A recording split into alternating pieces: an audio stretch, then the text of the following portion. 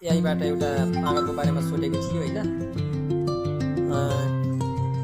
पागललाई के सोधेको थियो भन्दाखेरिमा यो स्थानीय के हो खासै हाम्रोतिर पागल भन्छन् यसलाई होइन। यसलाई सोधेको थियो एआईले कति बेला के भन्यो कति बेला के भन्यो होइन। यो रिटा भन्यो कति बेला के भन्यो हामी सबै सर्च गऱ्यौँ। अनि यो व्यक्ति सैना दिँदैन भनेर अनि यसले चाहिँ कलर एन्सर दिएको यो रिटा होइन भनेर भन्दा पनि फेरि पनि मानेन होइन। मैले चाहिँ अनि उसलाई चाहिँ चुप्लाक भने चुप्लाक भन्दाखेरि चाहिँ मेरो गल्ती भयो माफी चाहन्छ, मैले सही पहिचान गर्न सकिनँ, म यस विषयमा थप भन्दिनँ भनेको थियो।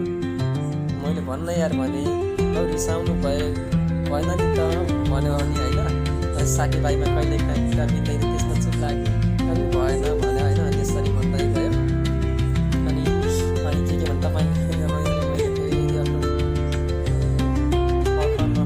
अब यस्तो जग्गा कसैलाई नजाने कुरा गर्नुलाई सिकाउनु धेरै गल्ती हो भने होइन। यसरी मैले चाहिँ भने होइन उसलाई ChatGPT लेखेर जिमिनीलाई यस्तो गल्ती गर्नु पनि भएन फेरि सम्झाएर तपाईँले एकदमै गम्भीर र महत्त्वपूर्ण कुरा उठाउनु भयो। तपाईँको यो भनाइ सबैलाई सही छ होइन।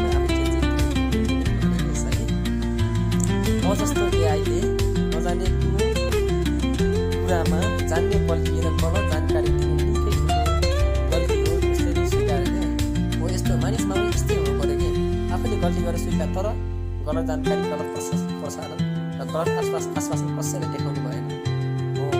त्यस्तै हाम्रो पुराना नेताहरूले देखाउँथे यस्तै जिमिनी जस्तै। त्यही भएर कसैले गलत जानकारी र गलत आश्वासन देखायो भने म कहाँ आउनु।